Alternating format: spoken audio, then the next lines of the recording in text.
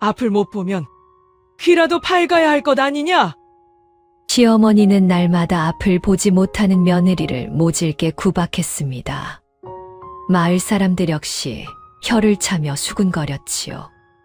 그렇게 구박할 거면서 앞도 못 보는 며느리를 왜 집에 들였느냐고 말입니다. 집에는 매정한 시어머니와 앞을 보지 못하는 며느리 단둘만 살고 있었습니다. 그런데 어느 날 며느리는 뜻밖의 충격적인 일을 겪게 됩니다. 과연 그 집에서는 무슨 일이 벌어지고 있는 것일까요? 지금부터 그 이야기를 들려드리겠습니다. 밥마실 야담일 찾아주셔서 감사합니다. 구독과 좋아요는 큰 힘이 됩니다. 오늘 이야기 시작하겠습니다. 조선 땅 어느 깊은 산골에 작은 마을이 하나 있었습니다. 산자락을 따라 논밭이 펼쳐져 있고 마을 어귀에는 수백 년 된 느티나무가 서 있었지요. 며느리의 이름은 순이. 순이는 18살 되던 해에 이 집으로 시집을 왔지요. 그런데 순이에게는 남들과 다른 점이 하나 있었습니다. 태어날 때부터 앞을 보지 못하는 것이었지요. 그 마을 한쪽 끝에 기와집 한 채가 있었습니다. 시어머니 최 씨에게는 외아들이 있었는데 그 아들이 전쟁터에 나갔다가 크게 다쳐 돌아왔지요. 몸이 성치 않아 혼처를 구하기 어려웠습니다. 결국 앞 못 보는 순이와 혼인을 하게 되었지요. 그런데 혼인한 지 채 2해가 지나기 전에 아들은 세상을 떠났습니다. 시어머니 최 씨는 원래 무뚝뚝한 성품이었습니다. 웃는 일이 드물고 말도 짧게 하는 편이었지요. 그런데 아들이 죽고 나서는 더욱 과묵해졌습니다. 그렇게 순이는 20살도 되기 전에 과부가 되고 말았습니다. 시어머니 최 씨 입장에서는 기가 막힌 노릇이었지요. 하나뿐인 아들을 잃었는데 남은 것은 앞도 못 보는 며느리 하나뿐이었습니다. 손자 하나 보지 못하고 대가 끊기게 생겼으니 한탄하지 않을 수가 없었지요. 하루 종일 말 한마디 않는 날도 많았지요. 순이는 그런 시어머니 곁에서 조용히 살아갔습니다. 눈이 보이지 않으니 집안일 하나 제대로 하기가 어려웠지요. 그래도 순이는 포기하지 않았습니다. 어떻게든 이 집에서 쓸모 있는 사람이 되고 싶었지요. 어느 날 아침, 순이는 새벽같이 일어나 부엌으로 향했지요. 시어머니보다 먼저 일어나 국을 끓여 드리고 싶었습니다. 한 번이라도 제대로 된 밥상을 차려보고 싶었지요. 부엌 문을 더듬어 열고 들어가 손끝으로 벽을 짚어가며 아궁이 앞에 앉았지요. 부싯돌을 찾아 불을 붙이고 솥에 물을 받아 올렸습니다. 손으로 물의 높이를 재어가며 조심스럽게 부었지요. 순이는 시어머니가 두신 재료들의 위치를 외우고 있었습니다. 왼쪽 항아리에는 된장이, 오른쪽 바구니에는 나물이 있다는 것을 알고 있었지요. 손을 뻗어 하나하나 만져가며 재료를 찾았습니다. 된장을 풀고 나물을 넣고 손가락 끝으로 국물을 찍어 간을 보았지요. 너무 짜지도 너무 싱겁지도 않게. 순이는 몇 번이고 간을 맞추었습니다. 순이는 아궁이에서 나는 소리로 불의 세기를 가늠해야 했지요. 탁탁거리는 소리가 나면 불이 센 것이고 소리가 잦아들면 불이 약해지는 것이었습니다. 귀를 쫑긋 세우고 소리에 온 신경을 기울였지요. 그런데 그날따라 소리를 잘못 읽고 말았습니다. 국이 끓어 넘치고 있다는 것을 몰랐지요. 뜨거운 국물이 솥 밖으로 넘쳐 흘렀습니다. 순이는 뒤늦게 치익 하는 소리를 듣고 화들짝 놀랐지요. 허겁지겁 솥을 내리려다가 그만 손잡이를 놓치고 말았습니다. 솥이 기울어지며 국물이 바닥에 쏟아졌지요. 순이가 어쩔 줄 몰라 당황하고 있던 그때 시어머니가 부엌으로 들어왔습니다. 이게 무슨 일이냐? 시어머니 최 씨의 목소리는 차갑게 가라앉아 있었습니다. 새벽부터 부산을 떨더니 결국 이 모양이구나. 한 가지도 제대로 하는 게 없어. 순이는 고개를 들지 못했습니다. 바닥에 엎드린 채 입술만 깨물었지요. 비켜라. 내가 있으면 일이 더 늘어난다. 시어머니는 투덜거리며 뒷정리를 하기 시작했습니다. 순이는 부엌 한 구석으로 물러나 서 있을 수밖에 없었지요. 새벽부터 애쓴 것이 모두 허사가 되었습니다. 며칠 뒤에는 빨래를 하는 날이었습니다. 순이는 이번에야말로 제대로 해보리라 마음먹었지요. 빨래는 눈이 보이지 않아도 할 수 있을 것 같았습니다. 손으로 비비고 주무르면 되는 일이었으니까요. 순이는 개울가에 앉아 정성껏 빨래를 했습니다.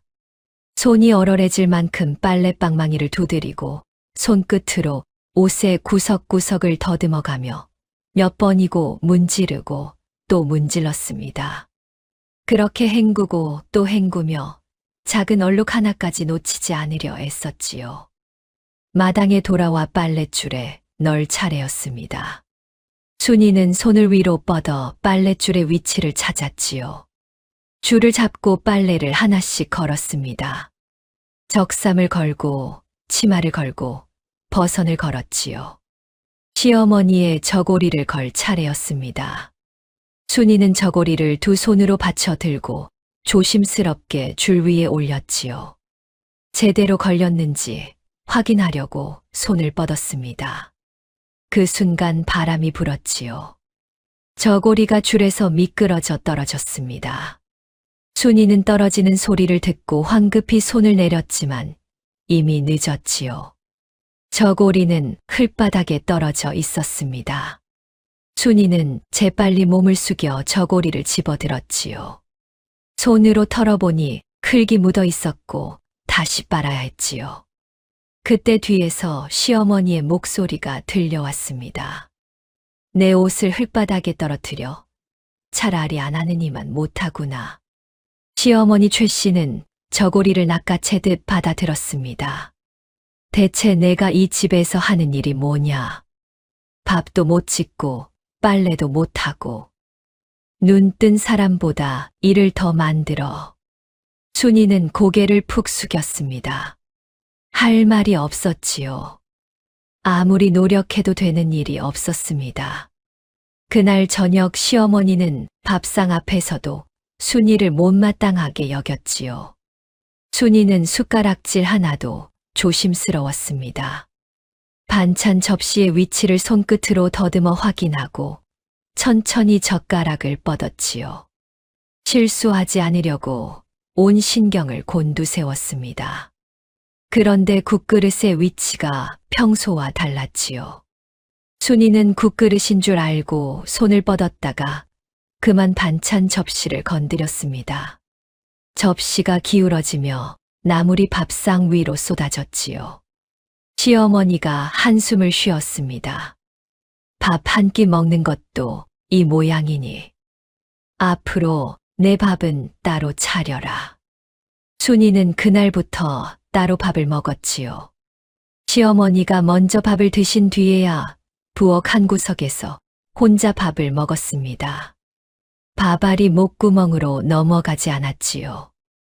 눈물이 밥 위로 떨어졌습니다. 그뿐이 아니었지요. 시어머니는 순이가 방에 있을 때면 일부러 큰 소리로 혼잣말을 했습니다. 에휴, 이 팔자야. 자식 복도 없고 며느리 복도 없구나. 눈 뜬 며느리를 들였으면 내가 이리 고생을 안 해도 될 것을. 순이는 그 말을 다 듣고 있었지요. 벽 하나 사이에 두고 앉아서 가슴을 쥐어뜯는 말들을 들어야 했습니다. 마을에 손님이라도 오는 날이면 더 서러웠지요. 시어머니는 마을 사람들 앞에서 순이 이야기를 했습니다. 우리 며느리는 앞을 못 봐서 아무것도 못해요. 내가 다 해야 해요. 하루라도 편할 날이 없어요. 차라리 혼자 사는 게 나을 것을. 순이는 그럴 때마다 아무 말도 하지 못했지요. 그저 고개를 숙이고 입술을 깨물 뿐이었습니다. 마을 사람들도 수군거렸지요. 느티나무 아래 모인 아낙네들이 이야기를 나눕니다. 아니, 앞도 못 보는 며느리를 왜 들였대? 한 아낙이 혀를 끌끌 찹니다. 저 집 팔자도 기구하구먼. 아들도 잃고 남은 건 쓸모없는 며느리 하나뿐이라니. 순이는 그 소리들을 다 듣고 있었습니다. 눈이 보이지 않는 대신 귀는 남들보다 밝았지요. 담장 너머로 들려오는 이야기, 대문 앞을 지나가며 나누는 속삭임, 그 모든 것이 순이의 귀에 들어왔습니다. 그때마다 순이는 가슴이 아팠지요. 그날 밤 순이는 잠자리에 누워 가만히 생각했습니다. 이 집에서 나는 그저 짐 같은 몸이구나. 그렇다고 발길을 돌려 떠날 수도 없구나. 친정은 이미 없어진 것이나 다름없고 이 한 몸 기대어 살 곳 하나 없으니 그저 이 집에서 숨죽인 채 살아가는 수밖에. 눈물은 어느새 베개를 흠뻑 적셨습니다. 순이는 소리조차 내지 못한 채 가만히 눈물만 흘렸지요. 옆방에서 시어머니가 들을 것이 두려워 이불을 꽉 물고 울음을 삼켰습니다. 차가운 시어머니와 불쌍한 며느리. 마을 사람들 눈에는 그저 기구한 팔자를 타고난 두 여인으로만 보였지요. 그렇게 또 하루가 저물어 갔습니다. 다음 날 아침이었지요. 시어머니 최 씨가 마당에서 빨래를 널고 있었습니다. 순이는 부엌에서 설거지를 하고 있었지요. 그때 대문 밖에서 발자국 소리가 들려왔습니다. 순이는 손을 멈추고 귀를 기울였지요. 발소리가 사각사각 가볍게 들렸습니다. 그런데 걸음 사이사이에 끌리는 소리가 섞여 있었지요. 한쪽 발을 살짝 끄는 듯한 소리였습니다. 순이가 마당 쪽을 향해 말했지요. 어머니, 앞집 김씨 아주머니가 오시는 것 같습니다. 시어머니가 대문 쪽으로 고개를 돌렸지요. 잠시 후 대문이 열리더니 들어온 사람은 정말 앞집 김씨 아주머니였지요.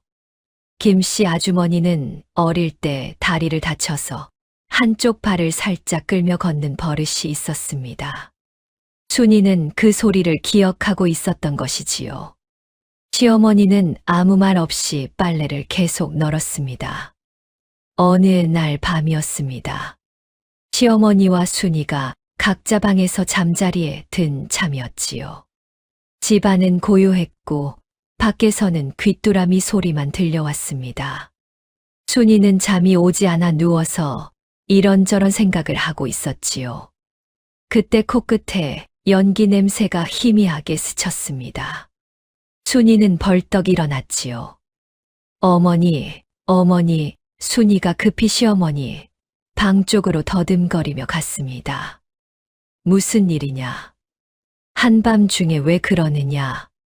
시어머니의 짜증 섞인 목소리가 들렸지요. 연기 냄새가 납니다. 뭔가 타는 냄새입니다. 시어머니가 방문을 열고 나왔지요. 무슨 소리냐? 나는 아무 냄새도 안 나는데. 하지만 시어머니가 부엌 쪽으로 가보니 아궁이 근처에서 연기가 피어오르고 있었습니다. 저녁에 불을 끄지 않고 잔 것이 화근이었지요. 불씨가 옆에 쌓아둔 나무에 옮겨붙어 막 타오르기 시작한 참이었습니다. 시어머니가 급히 물을 끼얹어 불을 껐지요. 조금만 더 늦었으면 큰 불이 날 뻔했습니다. 시어머니는 한참을 서서 꺼진 불씨를 내려다보았지요. 내가 냄새를 맡지 못했으면 집이 다 탈 뻔했구나. 시어머니가 낮은 목소리로 중얼거렸습니다. 그것이 전부였지요. 고맙다는 말도 잘했다는 말도 없었습니다. 하지만 순이는 그 한마디만으로도 가슴이 벅찼지요. 그러던 어느 해 가을, 시아버지 제삿날이 돌아왔지요. 시어머니 최 씨는 며칠 전부터 제사 준비에 여념이 없었습니다. 나무를 다듬고 전을 부치고 탕을 끓였지요. 집안 가득 음식 냄새가 퍼졌습니다. 순이는 부엌 한 구석에서 조용히 일을 거들었습니다. 접시를 닦고 수저를 놓고 시키는 대로 이것저것 날랐지요. 눈이 보이지 않으니 큰일은 맡지 못했지만 그래도 가만히 있을 수는 없었습니다. 제사상에 올릴 탕을 끓이고 있을 때였지요. 시어머니가 생선을 넣어 탕을 끓이고 있었습니다. 커다란 솥에서 뽀얀 국물이 보글보글 끓어올랐지요. 구수한 냄새가 부엌 안에 가득 찼습니다. 순이는 부엌 한쪽에서 그릇을 닦고 있었지요. 그런데 문득 코끝에 이상한 냄새가 스쳤습니다. 순이는 손을 멈추고 코를 킁킁거렸지요. 분명히 탕에서 나는 냄새 속에 뭔가 다른 것이 섞여 있었습니다. 비릿하면서도 시큼한, 그러면서도 코를 찌르는 듯한 냄새였지요. 순이는 처음에는 자신의 코를 의심했습니다. 내가 잘못 맡은 것인지도 모른다. 괜히 나서면 또 구박만 들을 것이다. 그렇게 생각하고 입을 다물었지요. 하지만 냄새는 점점 강해졌습니다. 순이는 더 이상 참을 수가 없었지요. 조심스럽게 입을 열었습니다. 어머니, 이 국 냄새가 이상합니다. 시어머니 최 씨가 순이를 돌아보았지요. 뭐라고? 순이는 작은 목소리로 다시 말했습니다.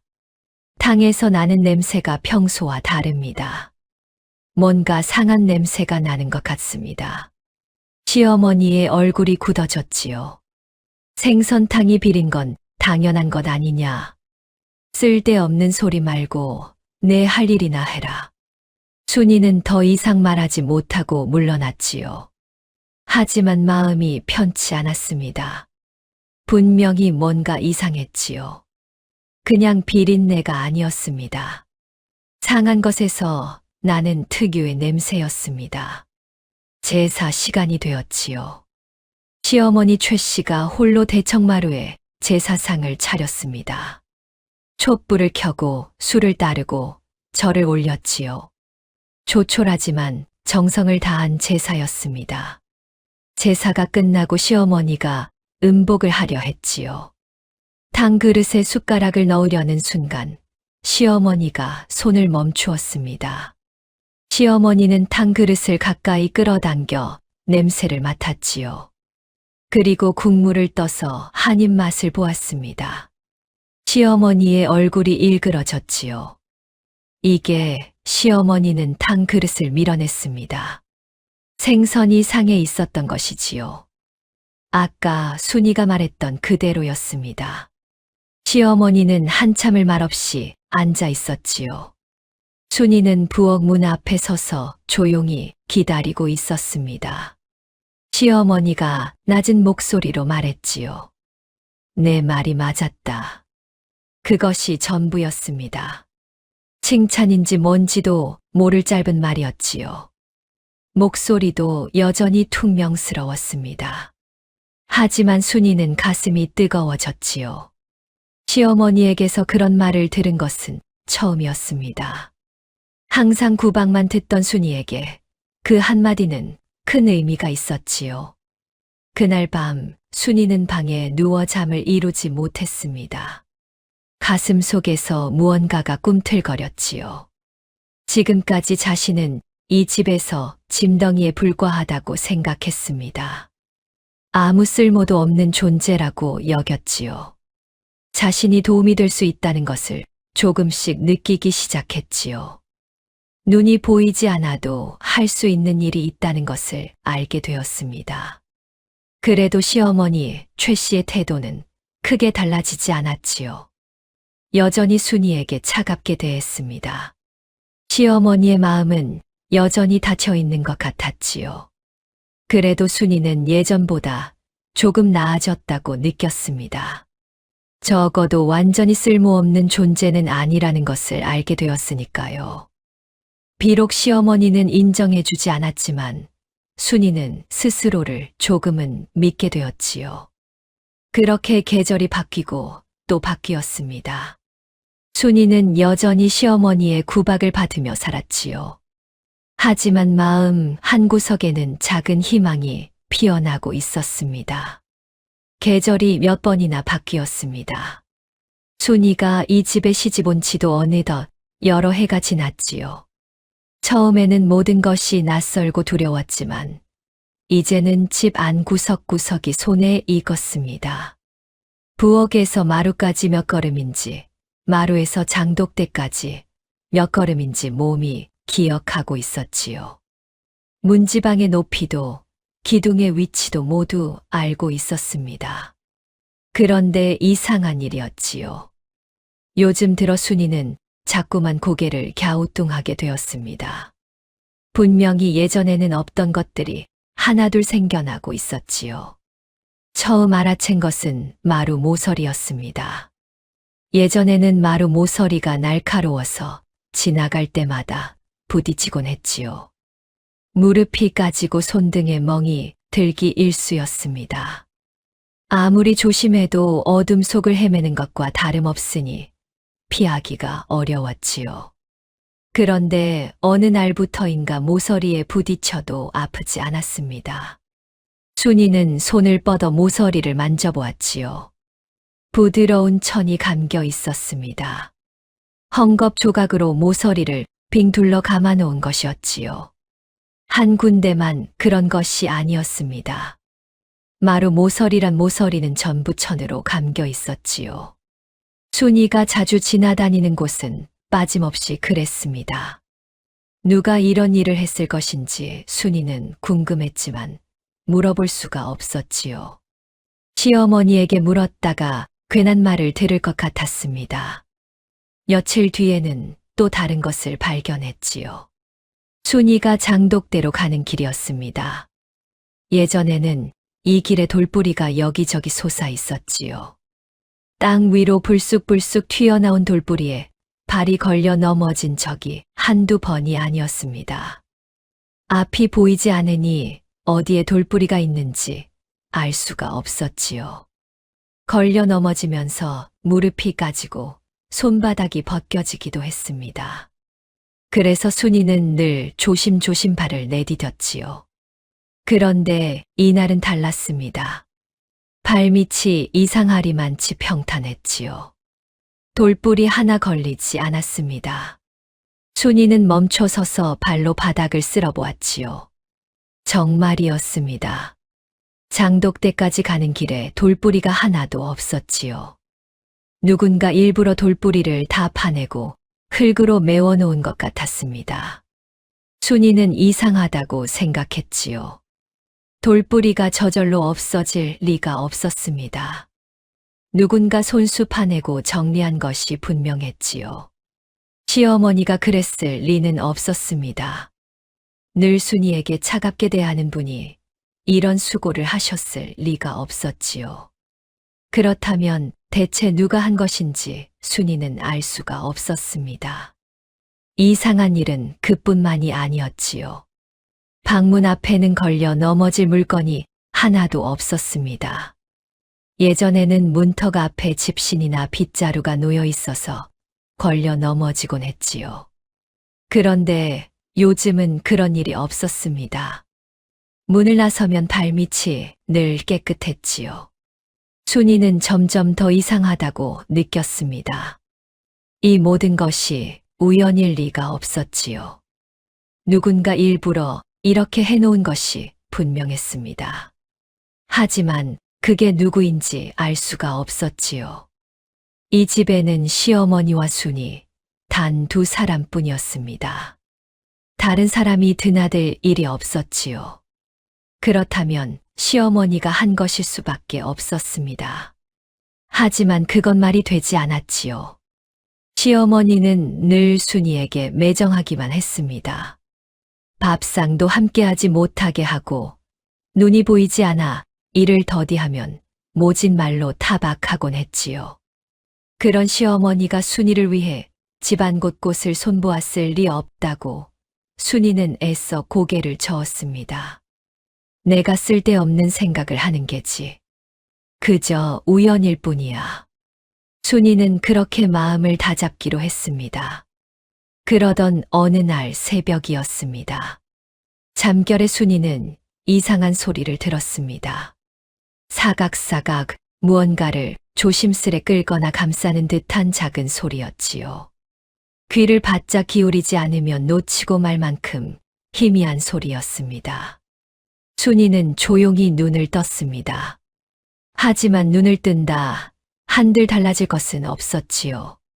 그녀의 세상은 여전히 캄캄했습니다. 대신 순이의 귀는 또렷이 열려 있었습니다. 그 소리는 분명 마루 쪽에서 나고 있었습니다. 누군가 마루 위를 아주 조심스럽게 걷고 있었지요. 발소리를 죽인 채 살금살금 움직이는 기척이 느껴졌습니다. 순이의 심장은 금세 빠르게 뛰기 시작했습니다.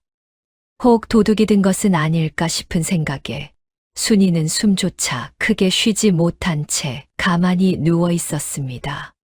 소리는 점점 가까워지는 듯 하더니 이내 다시 멀어졌습니다. 그러다가 마루 한쪽에서 뚝 멈추었지요. 이윽고 스스슥 무언가를 감거나 묶는 듯한 소리가 희미하게 들려왔습니다. 순이는 더욱 숨을 죽이고 귀를 바짝 기울였습니다. 그 소리는 꽤 오래 계속되었습니다. 마루 이쪽에서 저쪽으로 천천히 움직이며 무언가를 하고 있었지요. 그러다 발소리가 부엌 쪽으로 향했습니다. 부엌에서도 무언가 움직이는 소리가 났지요. 물건을 옮기는 소리, 바닥을 쓸어내는 소리가 들렸습니다. 그리고 장독대 쪽으로 나가는 발소리가 들렸지요. 잠시 후 땅을 파는 소리가 희미하게 들려왔습니다. 호미로 무언가를 파내는 소리 같았지요. 순이는 이불 속에서 가만히 귀를 기울이며 생각했습니다. 이건 도둑이 아니었지요. 도둑이라면 물건을 훔쳐가지 이렇게 집안을 정리할 리가 없었습니다. 발소리가 다시 집 안으로 들어오더니 조용히 방 하나로 들어가는 소리가 들렸지요. 순이는 그 발소리가 어느 방으로 향하는지 귀로 따라갔습니다. 시어머니 방이었지요. 순이는 그 순간 숨을 멈추었습니다. 지금 움직인 사람은 다름 아닌 시어머니였지요. 시어머니가 새벽에 몰래 일어나 마루 모서리에 천을 감고 부엌을 정리하고 장독대 길의 돌뿌리를 파내고 계셨던 것입니다. 순이는 도저히 믿을 수가 없었지요. 그토록 차갑게 대하시던 분이, 그토록 구박만 하시던 분이 새벽마다 몰래 일어나 이런 일을 하고 계셨던 것입니다. 순이의 눈에서 뜨거운 것이 흘러내렸지요. 앞이 보이지 않는 며느리를 위해 한 번도 따뜻한 말 한마디 건네지 않으시던 분이 남몰래 이렇게 하고 계셨던 것입니다. 순이는 이불자락을 두 손으로 꼭 움켜쥐었습니다. 목구멍 끝까지 울음이 차올랐지만 차마 소리를 낼 수는 없었지요. 자칫 작은 흐느낌이라도 새어나가면 시어머니가 눈치챌 것만 같았습니다. 결국 순이는 이불깃을 입에 꼭 문 채 소리 한 번 내지 못하고 눈물만 흘렸습니다. 그날 밤 순이는 끝내 한숨도 이루지 못했습니다. 그리고 마침내 날이 밝았습니다. 시어머니는 여느 때와 다름없이 자리에서 일어나 부엌으로 향했습니다. 밥 준비 안 하느냐? 목소리는 평소처럼 퉁명스럽고 무뚝뚝했지요. 순이는 깜짝 놀라 몸을 일으켰습니다. 예, 어머니. 순이는 시어머니의 얼굴을 볼 수 없었습니다.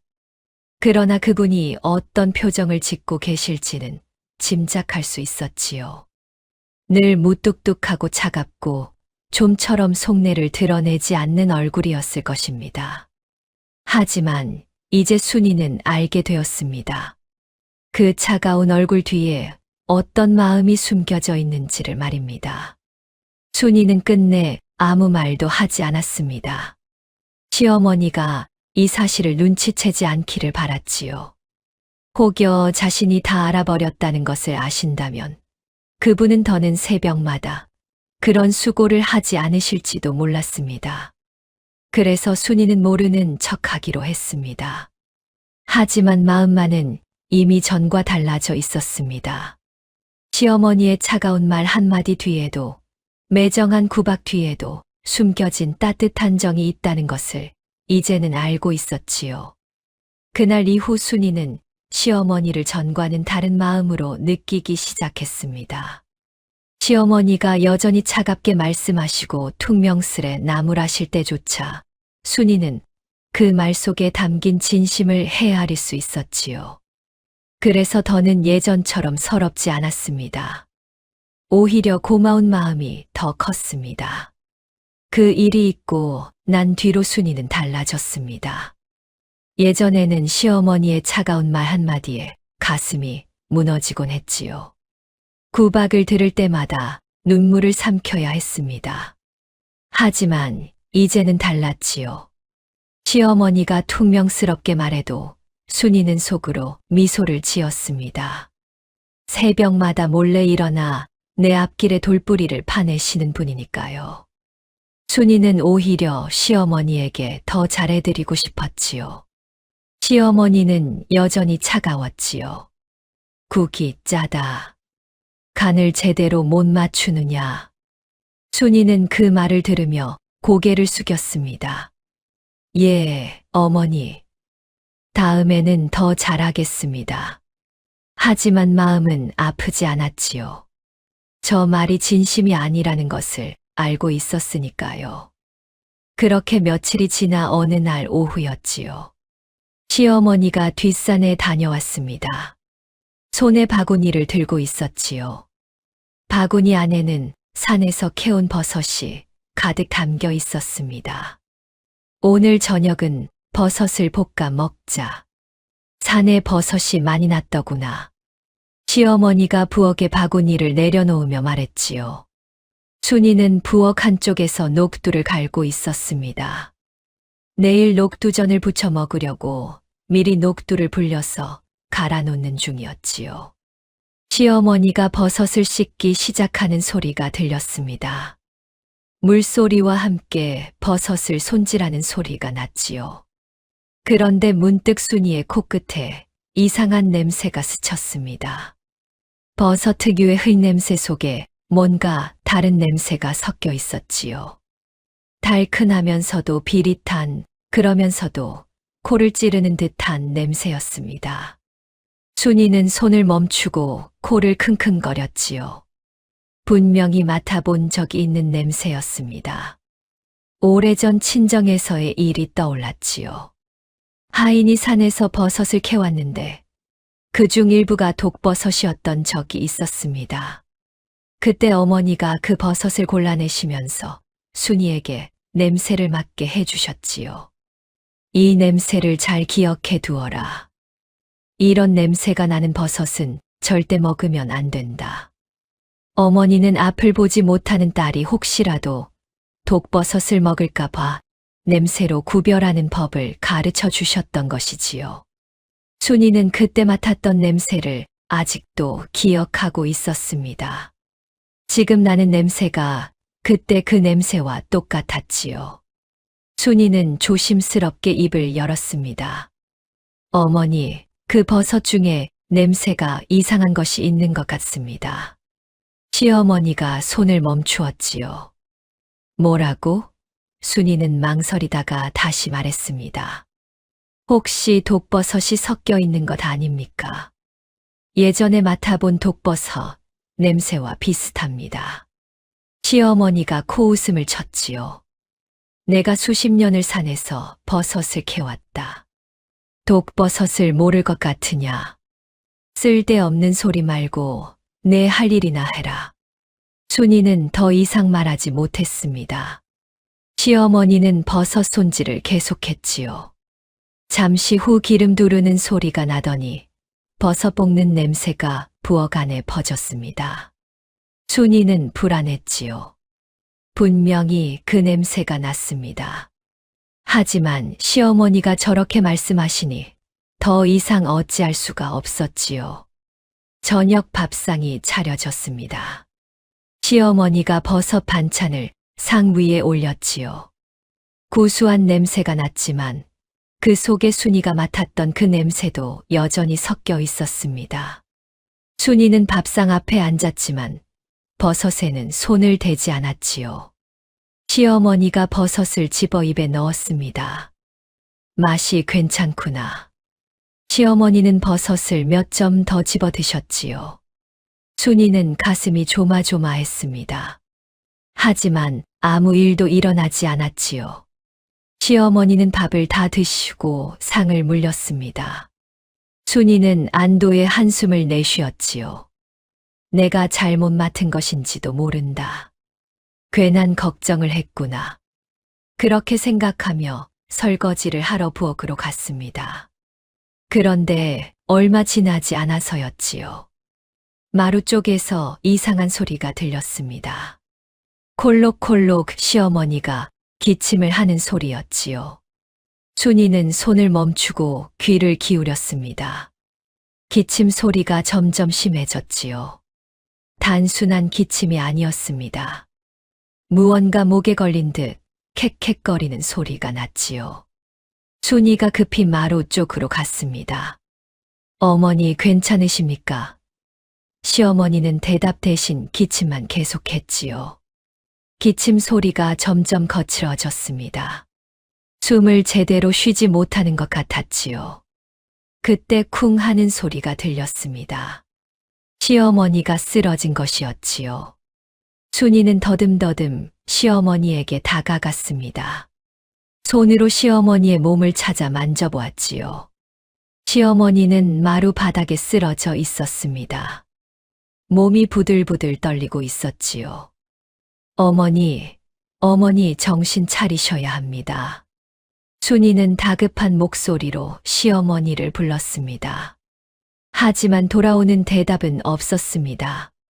거칠고 가쁜 숨소리만 쌕쌕 새어 나올 뿐이었지요. 그 숨소리는 듣기만 해도 불길할 만큼 위태로웠습니다. 순이는 떨리는 손으로 시어머니의 얼굴을 더듬었습니다.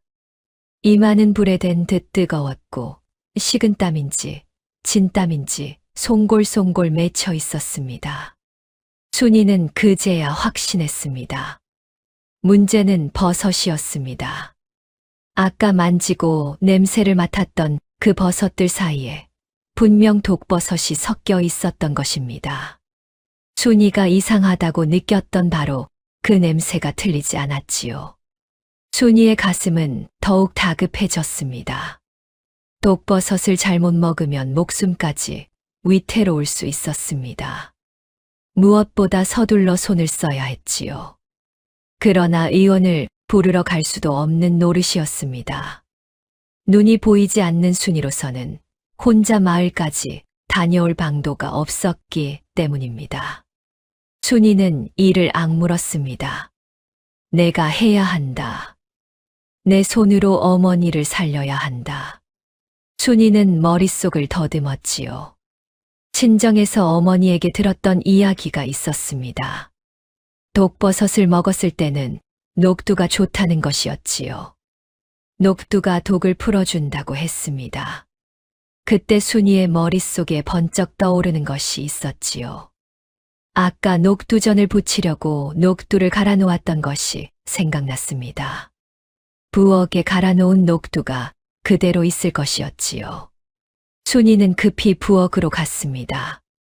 손으로 더듬어가며 아까 녹두를 갈아 놓았던 그릇을 찾았지요. 손에 익은 자리에 그대로 있었습니다.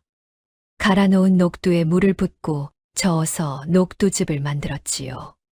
순이는 녹두즙을 들고 시어머니에게 다가갔습니다. 시어머니는 여전히 쓰러져 있었지요. 숨소리가 더 거칠어져 있었습니다. 순이는 시어머니의 머리를 들어 무릎에 올렸지요. 그리고 조심스럽게 녹두즙을 입술 사이로 흘려 넣었습니다. 어머니, 제발 삼키세요. 제발요. 순이의 목소리는 금방이라도 끊어질 듯 떨리고 있었습니다.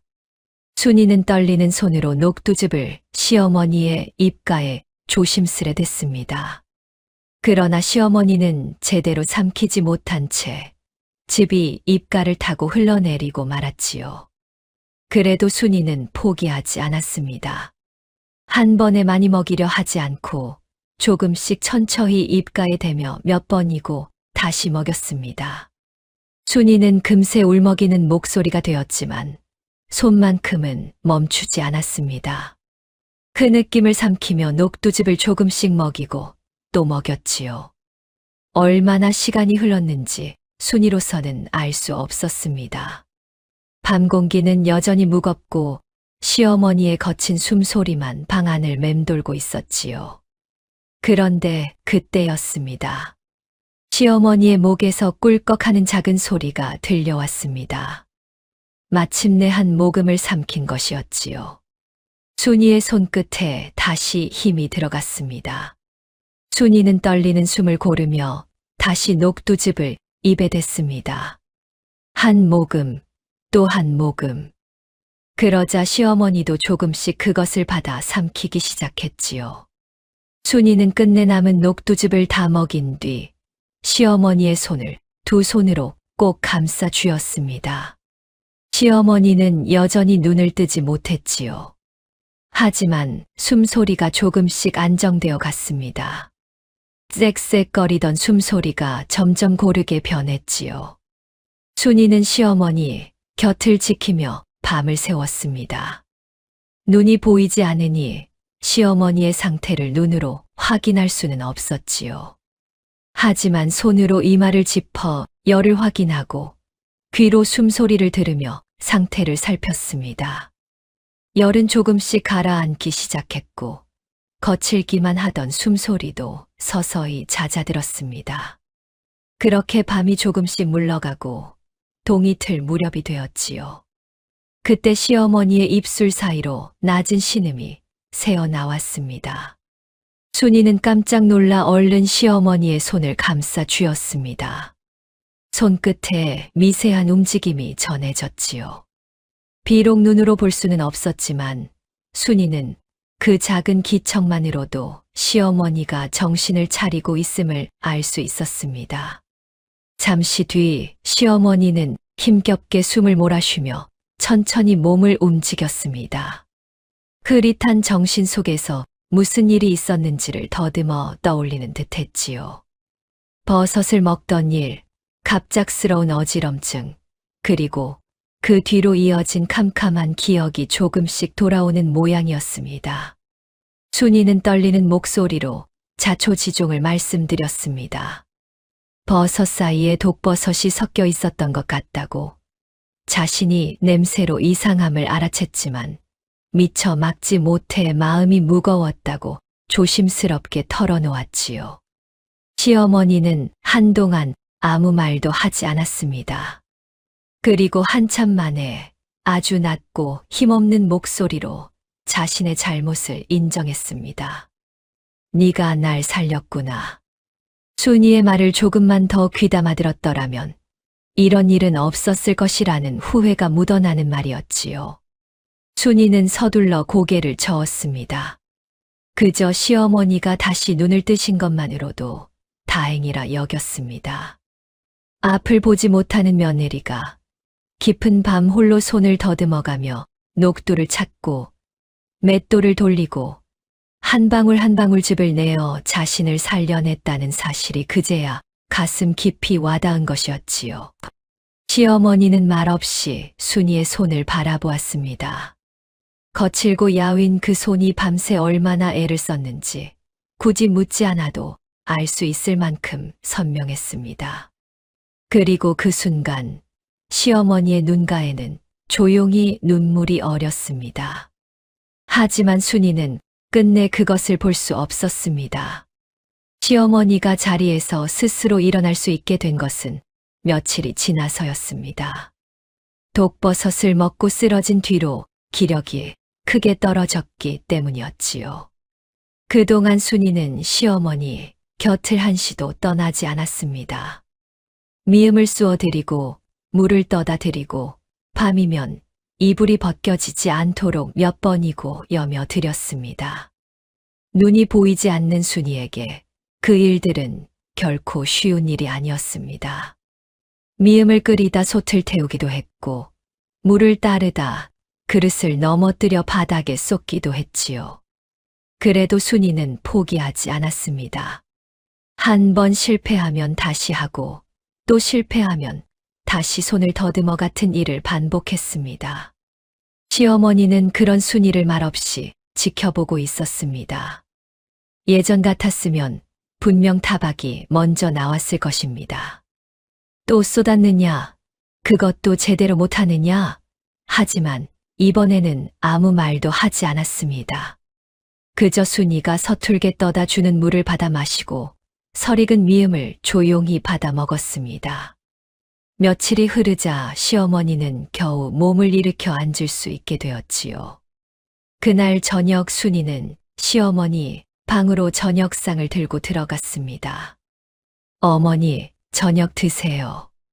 오늘도 죽을 쑤었습니다. 시어머니는 상을 앞에 두고 한동안 아무 말도 하지 않았습니다. 방 안에는 숟가락이 그릇에 닿는 소리와 죽을 삼키는 작은 소리만 잔잔히 울렸습니다.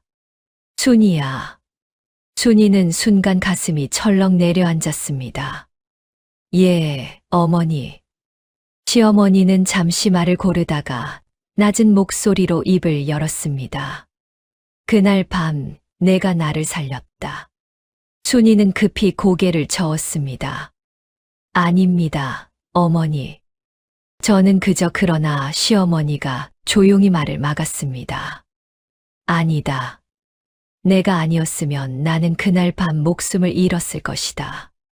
앞도 보지 못하는 며느리가 깊은 밤 어둠 속에서 녹두를 찾고 맷돌을 돌려 즙을 내어 자신의 입에 먹여 살려냈다는 사실이 시어머니의 가슴에 깊이 남아 있었던 것입니다. 시어머니는 잠시 말을 잇지 못했습니다. 그리고 떨리는 목소리로 조용히 덧붙였습니다. 내가 그동안 너에게 너무 모질게 굴었다.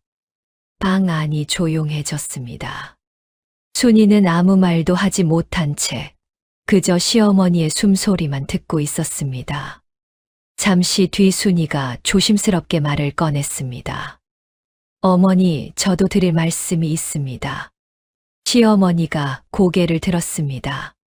순이는 잠시 망설이다가 천천히 말을 이어갔습니다. 사실은 저도 알고 있었습니다. 시어머니의 눈빛이 흔들렸습니다. 순이는 조용히 말을 계속했습니다. 마루 모서리에 천이 감겨 있던 일, 장독대의 길에 돌뿌리가 사라진 일, 부엌 살림이 늘 같은 자리에 놓여 있던 일까지 그 모든 것이 시어머니가 해주신 일이라는 것을 말입니다. 그리고 어느 새벽 마루에서 들려오던 발소리를 들었고 그 발소리가 결국 시어머니 방으로 들어가는 것을 알게 되었다는 이야기까지 조심스럽게 전했습니다. 순이가 마지막으로 물었습니다. 왜 그렇게 하셨습니까? 방 안에는 잠시 긴 침묵이 흘렀습니다. 밖에서는 풀벌레 소리만 조용히 울리고 있었지요. 한참 뒤에야 시어머니가 낮은 목소리로 말했습니다. 내가 눈으로 보지 못하니까 내가 내 앞길의 돌뿌리만은 치워주고 싶었다. 순이의 눈에서 뜨거운 눈물이 흘러내렸습니다.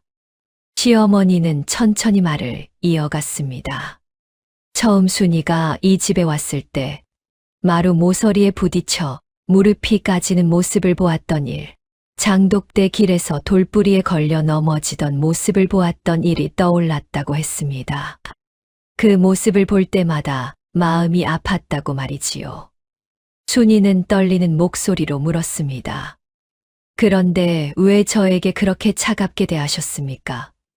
시어머니는 길게 한숨을 내쉬었습니다. 내가 더 약해질까봐 그랬다. 그 말을 들은 순간 순이는 비로소 모든 것을 이해했습니다. 순이의 눈물이 멈추지 않았습니다. 순이는 더듬어 시어머니의 손을 찾아 꼭 잡았습니다.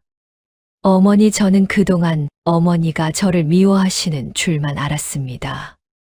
시어머니의 손이 미세하게 떨렸습니다. 순이가 조용히 덧붙였습니다. 하지만 이제는 압니다. 어머니의 마음을요. 그 말에 시어머니가 순이의 손을 힘껏 붙잡았습니다. 미안하다, 순이야. 갈라진 목소리였습니다.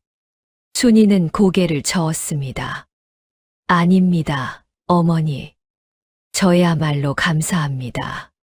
두 사람은 한동안 아무 말 없이 손을 맞잡고 앉아 있었습니다. 순이는 비록 시어머니의 얼굴을 볼 수 없었지만 그 손의 온기는 분명히 느낄 수 있었습니다. 순이는 그 손을 가슴 가까이 끌어안으며 조용히 말했습니다. 어머니, 저는 눈으로는 보지 못하지만 어머니 마음만은 볼 수 있습니다. 그 말에 시어머니의 눈가에 눈물이 조용히 맺혔습니다. 순이는 그것을 볼 수 없었습니다. 하지만 이제는 괜찮았습니다. 두 사람 사이에는 더 이상 숨겨진 마음이 남아있지 않았기 때문입니다. 그날 이후 집 안의 분위기는 눈에 띄게 달라졌습니다. 시어머니는 여전히 말이 많은 분은 아니었지만 예전처럼 매서운 기운은 느껴지지 않았습니다. 말투는 여전히 퉁명스러웠지만 그 속에는 분명히 전과 다른 온기가 담겨 있었습니다. 어느 날 아침이었습니다. 순이가 부엌에서 아침밥을 짓고 있는데 뒤에서 시어머니의 발소리가 들려왔습니다. 내가 할 테니 너는 가서 쉬어라. 순이는 고개를 저었습니다. 하지만 시어머니는 잠시 순이 옆에 서 있더니 짧게 말했습니다. 그럼 같이 하자. 순이는 그 말에 놀랐습니다. 시어머니가 함께 밥을 짓자고 한 것은 처음이었기 때문입니다. 그날 두 사람은 나란히 서서 밥을 지었습니다. 시어머니가 쌀을 씻고 불을 살피면 순이는 물을 맞추고 반찬을 담았습니다. 예전에는 순이 혼자서 일을 하다가 솥을 태우거나 물을 쏟는 일이 잦았지만 이제는 시어머니가 옆에서 조용히 알려주었습니다. 불이 새면 줄이라고 하고 소금이 어디에 있는지 알려주며 반찬을 놓을 자리를 차분히 설명해 주었습니다. 순이는 그 말을 따라 움직였고 눈으로 볼 수는 없었지만 시어머니의 말이 길을 만들어 주었습니다.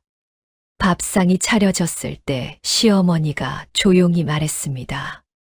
오늘부터는 한 상에서 먹자. 순이의 가슴이 뭉클해졌습니다. 그동안 순이는 늘 시어머니가 식사를 마친 뒤에야 부엌 한쪽에 앉아 혼자 밥을 먹었습니다. 그런데 이제 시어머니가 먼저 한 상에서 먹자고 한 것입니다. 그날 두 사람은 마주 앉아 밥을 먹었습니다. 시어머니는 반찬을 집어 순이 앞에 놓아주었습니다. 이건 내가 좋아하는 나물이다. 순이는 눈물이 날 것 같았지만 조용히 고개를 숙이며 감사 인사를 했습니다. 그날 이후 밥상은 전과 달라졌습니다. 예전에는 숟가락 소리만 들리던 자리에 이제는 작은 이야기들이 오가기 시작했습니다. 날씨 이야기, 빨래 이야기, 집안일 이야기 같은 사소한 말들이었습니다. 그리고 무엇보다 시어머니가 자주 하는 말이 하나 생겼습니다. 같이 하자. 빨래도 함께 하고 마당도 함께 쓸고 장독대로 가는 길도 함께 걸었습니다.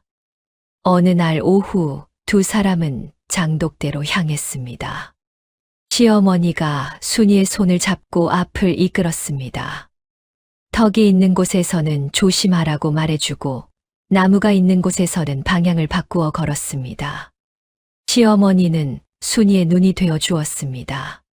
장독대에 도착하자 시어머니가 된장 항아리 뚜껑을 열며 말했습니다. 냄새 한번 맡아보아라. 잘 익었는지. 순이는 항아리 가까이 얼굴을 가져갔습니다.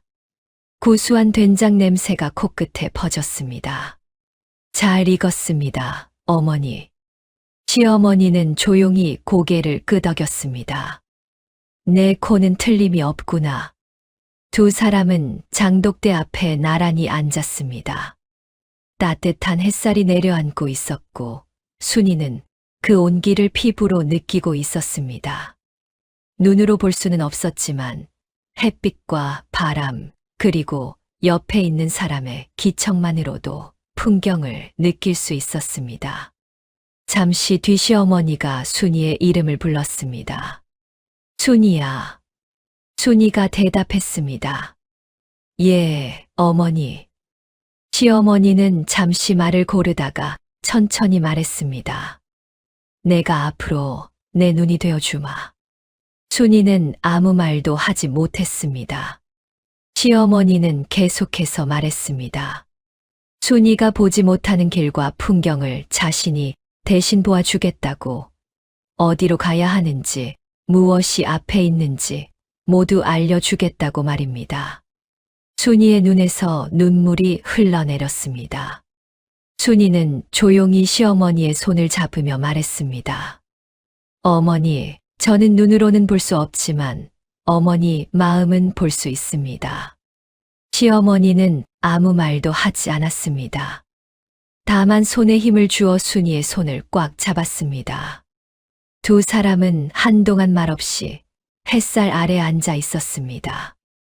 바람이 살랑살랑 불고 풀 냄새와 흙 냄새가 공기 속에 퍼져 있었습니다. 순이는 그 풍경을 볼 수는 없었지만 느낄 수는 있었습니다. 따뜻한 햇살도 시원한 바람도 그리고 옆에 앉아있는 시어머니의 온기도 말입니다. 그것만으로도 충분했습니다. 그 후로 마을 사람들 사이에 소문이 돌기 시작했습니다. 예전에는 늘 구박만 하던 집으로 알려졌던 최 씨네 집이 요즘 달라졌다는 이야기였습니다. 사람들은 시어머니와 며느리가 손을 잡고 다니는 모습을 보았고 장독대 길을 함께 걷는 모습도 보았습니다. 그리고 누군가가 말했습니다. 겉으로 보이는 것만이 전부가 아니었다고 말입니다. 시어머니는 오래전부터 새벽마다 몰래 일어나 며느리가 다니는 길을 정리해왔고 모서리에 천을 감고 돌뿌리를 파내며 다치지 않도록 살펴왔다는 사실이 조금씩 알려지기 시작했습니다. 사람들은 그 이야기를 듣고 혀를 내둘렀습니다. 그리고 결국 이렇게 말했습니다. 저 집은 이제 시어머니와 며느리가 아니라 진짜 모녀가 사는 집이야. 시간이 흐르고 계절이 몇 번이나 바뀌었습니다. 시어머니는 점점 나이가 들었고 순이도 함께 세월을 먹어갔습니다. 하지만 두 사람의 사이는 변하지 않았습니다. 시어머니는 여전히 순이의 눈이 되어 주었고 순이는 시어머니의 마음을 읽어 주었습니다. 서로의 부족한 곳을 채워주며 두 사람은 서로에게 없어서는 안 될 존재가 되었습니다. 어느 봄날 두 사람은 마당에 나란히 앉아 있었습니다. 따뜻한 봄볕이 내려앉고 있었습니다.